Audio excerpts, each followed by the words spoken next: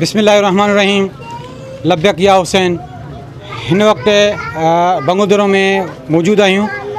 Sadat home TV जी तरफ़ का लब्बैक या हुसैन ट्रांसमिशन में असां सां गॾु आहे शाइर अहल बैत अल्ताफ़ हुसैन मदोश। उन सां गुफ्तगू कंदासीं त साईं हे हमारी दरसगाह करबला करबला त असां सभिनी खे करबला कहिड़ो दर्स पई ॾे। बिस्मिल्लाहिर्रहमानिर्रहीम। करबला असांजी सिर्फ़ दरसगाह न आहे बल्कि असांजी आलमी दरसगाह है।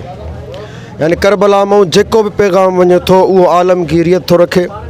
करबला में जेको भी पैगाम अचे थो, जेको करबला जो दर्स आहे, जेको करबला जो मैसेज आहे, जेको करबला जो प्रोग्राम आहे, उहो तौहीद खुदाबंदी जो प्रोग्राम आहे, रिसालत मोहम्मदी जो प्रोग्राम आहे, विलायत अली जो प्रोग्राम आहे, इंसानियत जो प्रोग्राम आहे, शराफ़त जो प्रोग्राम आहे, गैरत जो प्रोग्राम आहे। इहे सभु शयूं काइनात खे मिलनि थियूं। इल्मु मिले थो करबला खां, शऊर मिले थो करबला खां, फ़िक्र मिले थो करबला खां, तौहीद करबला में थी मिले, रिसालत करबला में थी मिले, विलायत करबला में थी मिले, इंसान जे किरदार जी बुलंदी करबला में थी मिले।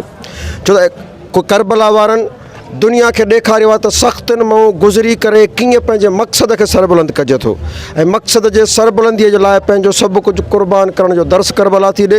ऐं इहा ई इंसानियत जे ज़िंदगी जी तामीर आहे जेका करबला करे थी। करबला खां वधीक ॿियो कोई अहिड़ो असांजो न को इदारो आहे, न का नहज आहे, न का ॿी का अहिड़ी को सेटअप आहे जेको असांखे अहिड़ो दर्स ॾींदो हुजे जहिड़ो करबला ॾिनो। छो जो करबला जो पैगाम मां सम्झां थो सिर्फ़ु जेकॾहिं असां मुस्लमान चऊं था इहो असांजो फ़ख़्रु आहे त असांजे इस्लाम जो दर्स आहे करबला।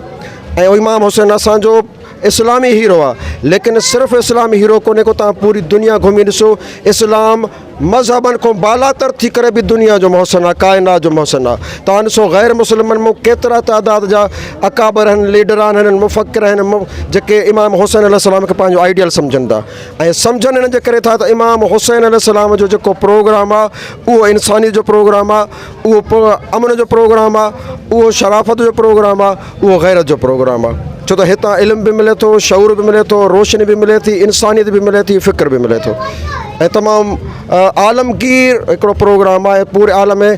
जेको बि हीअ पूरी काइनात आहे, पूरी यूनिवर्सल आहे, उन यूनिवर्सल जे लाइ इमाम हुसैन अलैहिस्सलाम जहिड़ो हीरो कोई बि कोन्हे काइनात में।